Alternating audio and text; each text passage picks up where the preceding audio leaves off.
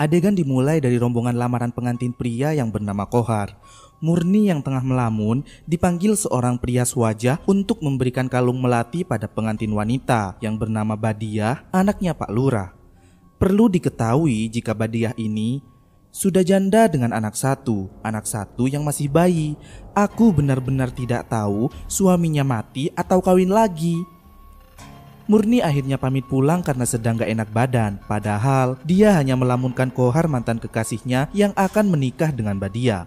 Keanehan mulai terjadi di dapur. Mie yang baru saja dimasak tiba-tiba membusuk dan membelatung hingga membuat semua orang mual dan gaduh di dapur.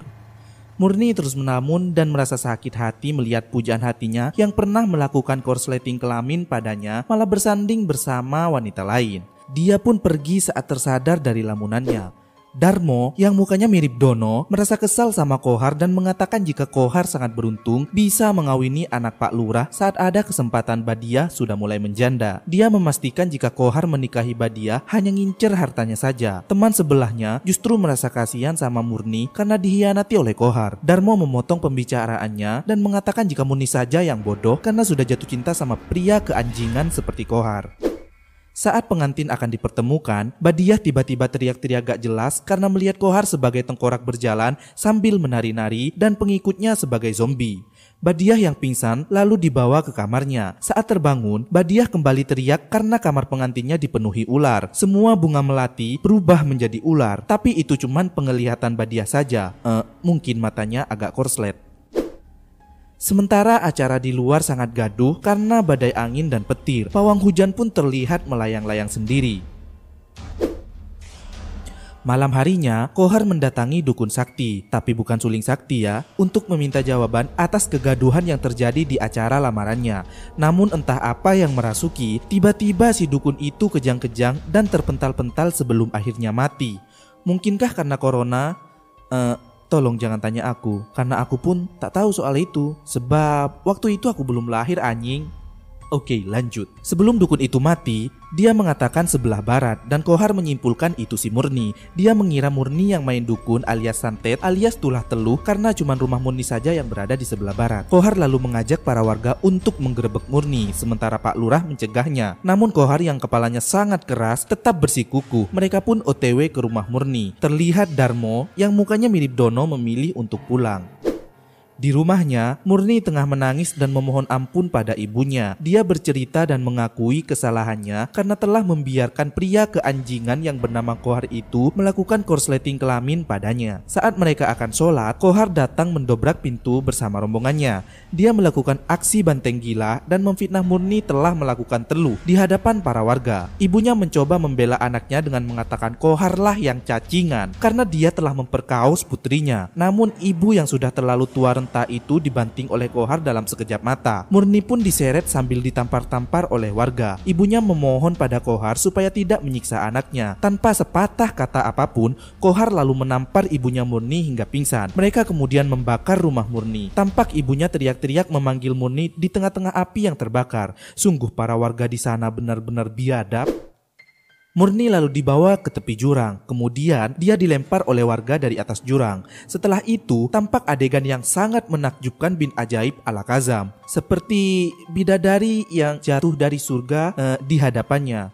Ya, seorang kakek yang berada di bawah jurang menangkap tubuh Murni. Apakah itu cuma kebetulan atau memang sudah direncanakan? Oke, lanjut. Kakek itu membawa Murni ke kamarnya.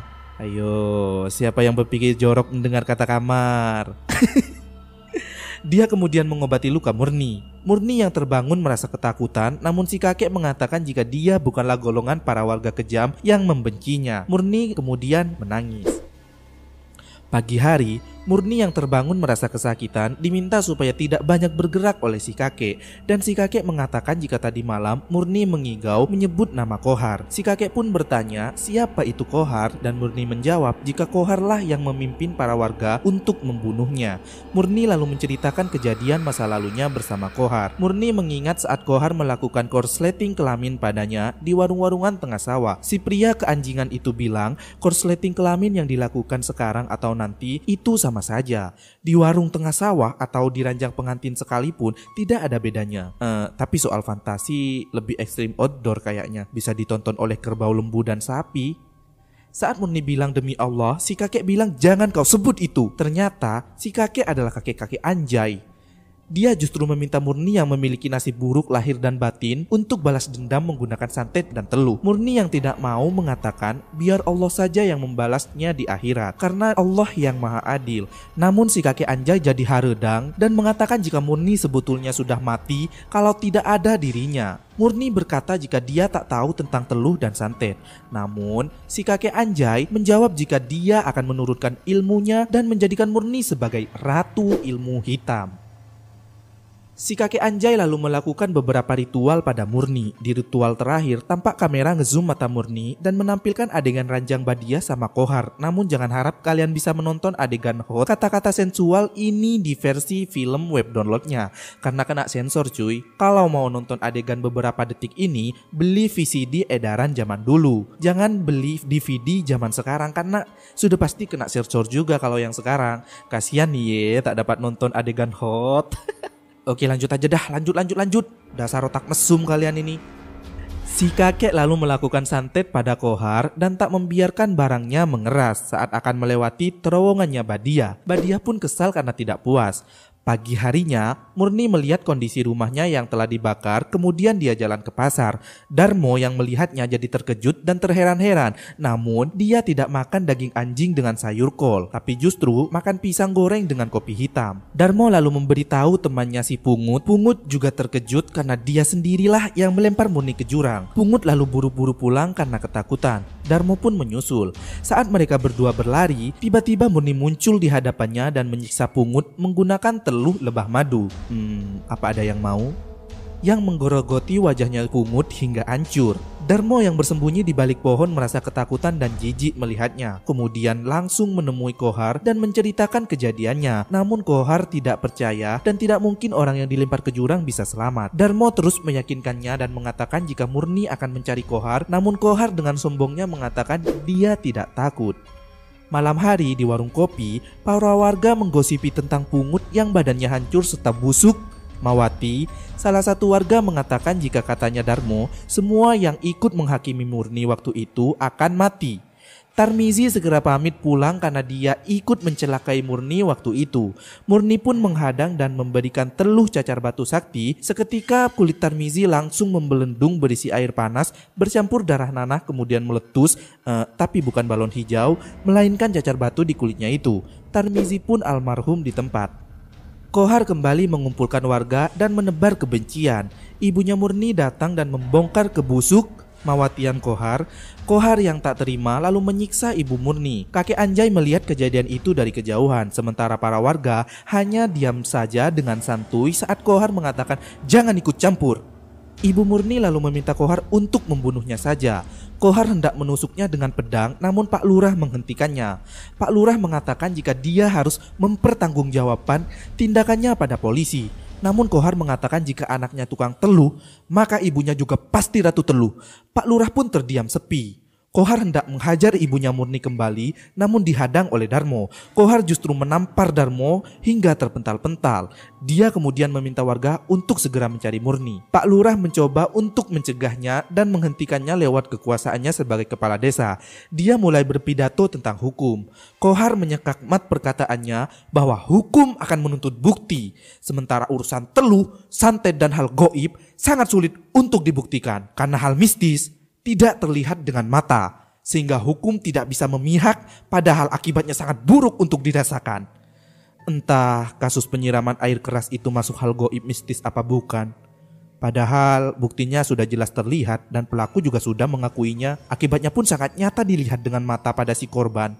Tapi kok hukumannya tembus pandang alias transparan? Di mana ada uang di balik bakwan, di situ ada Tuhan di balik bangsawan. Saat uang bicara, kita tidak perlu logika, cukup dengan ikhtiar dan berdoa saja. Ringan di penjara, mampuslah di neraka. Para warga akhirnya memihak Kohar, sementara Darmo dan Pak Lurah menghampiri Ibu Murni yang sudah sekarat. Di detik-detik kematiannya, ibunya Murni mengatakan bahwa Murni bukanlah tukang teluh pada Pak Lurah. Kohar bersama rombongannya menanyakan kemana arah Murni pergi pada penjual di warung itu. Si penjaga mengatakan jika dia tidak tahu karena dia juga lari ketakutan. Kakek Anjay datang dan membawa berita kematian ibunya pada Murni. Amarah Murni pun semakin menjadi, ditambah lagi mengingat saat rumahnya dibakar. Pagi hari, Murni kembali melakukan aksi teluh terbarunya. Pusaran sawah mematikan segitiga bermuda. Wow, keren. Salah satu warga pengikut Kohar menjadi korban. Lumpur sawah menghisapnya dan setelah dikeluarkan oleh temannya, dia sudah menjadi almarhum dengan nanah darah bonus cacing tanah yang keluar dari tubuhnya. Kedua temannya pun lari ketakutan. Salah satu warga yang juga menjadi pengikut Kohar tengah mengaun kambing, tiba-tiba dihadang oleh Murni. Selendang maut Kamasutra mematikan menghampiri dan mengikat leher serta menariknya ke atas pohon. Almarhum pun menggantung nangkring di pohon. Malam harinya, Murni melihat Badiah yang tengah menggendong bayi. Murni mengambil bayi itu saat Badiah keluar. Badiah yang menyadari bayinya hilang, teriak-teriak memanggil ibunya. Tentu saja anak itu menangis karena Murni meletakkannya di ayunan ular. Murni lalu menggendongnya dan melamun jika Kohar datang dan memegangi tangannya. Padahal itu adalah si kakek Anjay tadi yang meminta Murni untuk membalikan si bayi. Seorang pria dari kota yang bernama Permana datang dan melihat musola yang sudah tidak layak pakai. Darmo yang menyadari ada seseorang di dekat musola segera menghampirinya. Permana bertanya apakah musola itu tidak digunakan lagi untuk sembahyang. Darmo mengatakan jika warga di sana angin-anginan. Kalau sedang menderita saja ingat Tuhan. Giliran sudah panen banyak, lupa untuk sembahyang. Permana mengatakan seperti ada yang tidak beres dengan warga di kampung itu yang terlihat ketakutan dan mencurigai orang asing pendatang baru. Padahal Permana sendiri asli orang sana. Darmo baru saja hendak bercerita namun tiba-tiba puing musola itu roboh. Darmo lalu meminta Permana supaya segera meninggalkan tempat itu karena teluh alias santet paling anti sama ayat-ayat suci. Permana pun mentertawainya terheran-heran. Dia berkata pada Darmo, "Udah tahu teluh anti sama ayat suci, tapi kok para warga justru menjauhi ayat suci dan tidak ada yang sembahyang?" Puing musola itu pun roboh kembali. Darmo yang ketakutan segera berlari. Sementara Permana justru melanjutkan untuk sholat di dalam musola. Saat tengah sholat, puing-puing di dalam musola itu hancur satu persatu. Namun Permana tetap khusyuk dalam ibadahnya. Si kakek Anjay yang mengirim teluh ke kampung itu akhirnya terpental akibat bacaan ayat suci Permana. Badiah menangis dan keluarganya kebingungan karena tidak ada satupun orang pintar yang mau membantu mencari anaknya. Tiba-tiba suara tangisan bayi terdengar dari kamarnya dan ya, bayi itu kembali. Kohar yang menemukan kalung melati di leher si bayi segera menyadari jika itu ulah si Murni. Permana kebingungan melihat warga yang sudah menyepi setelah maghrib. Permana menghampiri warung dan hendak membeli kopi. Namun Inem si penjaga warung mengatakan sudah mau tutup. Si kakek Anjay yang kebetulan ada di sana meminta Inem untuk melayaninya karena kasihan si Permana adalah perantau. Permana mengobrol dengan si kakek Anjay itu jika kampung itu sangat sepi sekali padahal masih sore. Kakek Anjay mengatakan jika di kampung itu sedang dilanda malapetaka di mana semua warga kampung itu akan dibunuh dan dia segera pergi saat Permana bertanya siapa yang melakukannya. Permana mencegat si kakek. Kakek bilang jika Permana akan menetap di sana maka dia akan mengetahuinya. Namun si kakek memberi peringatan sebaiknya Permana tidak mencampuri urusan kampung itu karena bisa saja dia yang justru tidak akan selamat. Permana menegaskan jika dia adalah asli orang kampung situ. Namun kakek tetap menyarankan Permana untuk tidak ikut campur. Rombongan Kohar tiba di bawah jurang. Murni yang menyadari kedatangan mereka segera membuat teluh angin ribut puting beliung yang membuat rombongan itu pontang-panting sembunyi ketakutan. Sementara Kohar tetap memberanikan diri untuk maju. Setelah warga pulang, Murni menghentikan teluhnya. Kohar mengeluarkan kerisnya dan Murni mempersiapkan telur-teluh yang melayang-layang dan pecah di wajah Kohar. Dua warga yang bersembunyi melihat kejadian itu segera pergi karena ketakutan. Kohar yang merintih gatal-gatal sakit di wajahnya akibat telur-teluh busuk Mawati itu menghampiri Murni dan bersujud mohon ampun di kakinya. Tapi Murni justru menendangnya hingga Kohar terpental.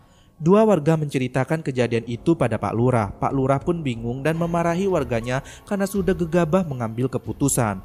Kohar datang dengan kesakitan. Dia mencoba mencabut kepalanya yang sudah penuh darah akibat garukannya sendiri. Badiah datang dan merengek meminta ayahnya bertindak. Kohar semakin menjadi dan mencopot kepalanya sendiri hingga mati. Badiah pun pingsan. Si kakek Anjay mengirim perintah pada kepala Kohar agar membunuh Pak Lurah. Seketika kepala Kohar yang terpisah dari badannya itu terbang dan menggigit lengan Pak Lurah. Saat itu juga Permana dan Darmo datang. Permana lalu memegang kepala terbang itu. Saat dibawa terbang ke sana kemari, ke situ ke sini, Permana lalu membacakan ayat suci hingga teluh itu tak berdaya. Permana lalu mendekatkan kepala Kohar itu dengan badannya dan dia meminjam sarung Darmo untuk menutupi mayatnya. Pak Lurah pun berterima kasih sementara Darmo terus-terusan memujinya. Permana mengatakan jika ilmu hitam apapun akan kalah dengan doa Allah. Semenjak kejadian itu, masyarakat sudah mulai banyak bersembahyang dan musola di kampung itu pun dibangun kembali atas permintaan Permana. Murni berkata pada kakek Anjay bahwa dia sudah puas dan merasa sudah lega karena telah membalaskan dendamnya pada Kohar. Namun kakek Anjay berkata belum sampai Murni membalaskan dendam pada semua warga kampung itu. Murni mengatakan jika musuh utama dia hanyalah Kohar, yang lainnya tidak penting. Murni berkata jika dia akan meninggalkan kampung itu dan pergi jauh di mana tidak ada yang mengenalinya siapa Murni.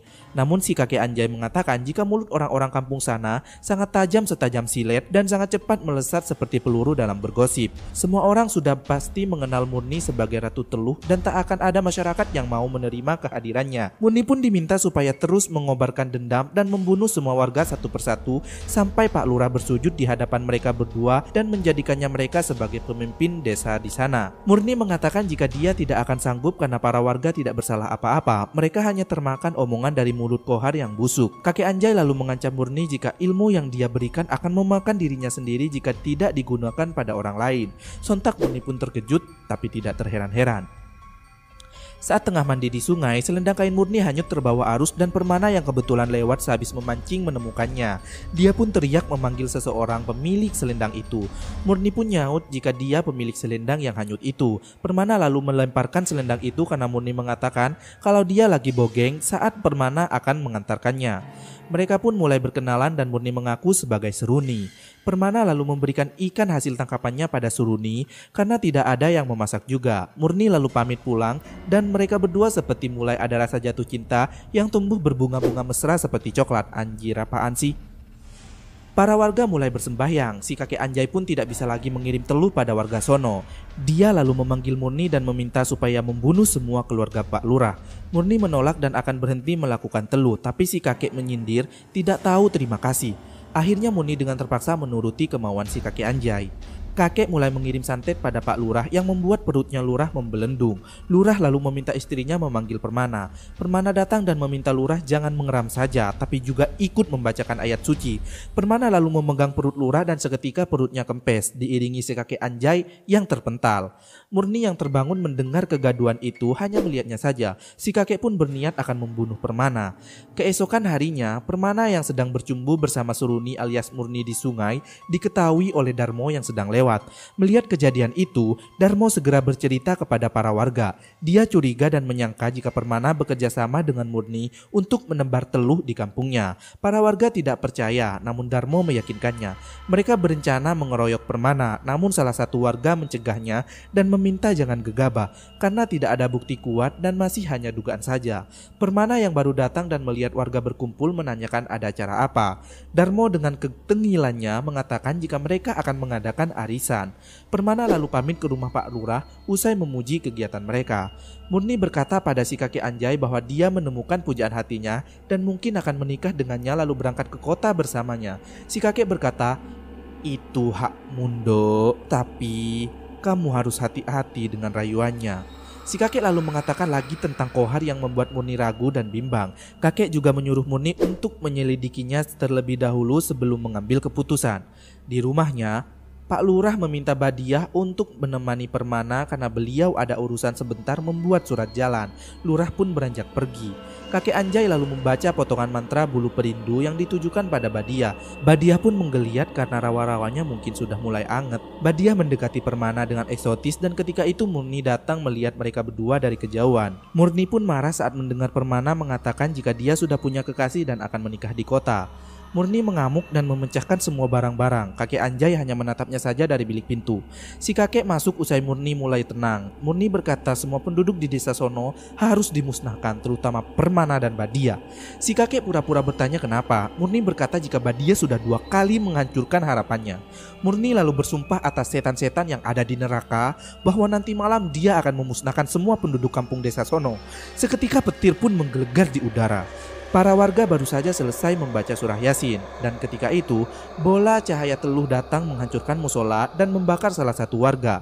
Semua yang ada di sono panik. Permana meminta para warga membaca potongan ayat yang sudah dia ajarkan pada warga, sementara dia akan melawan Ratu Ilmu Hitam itu.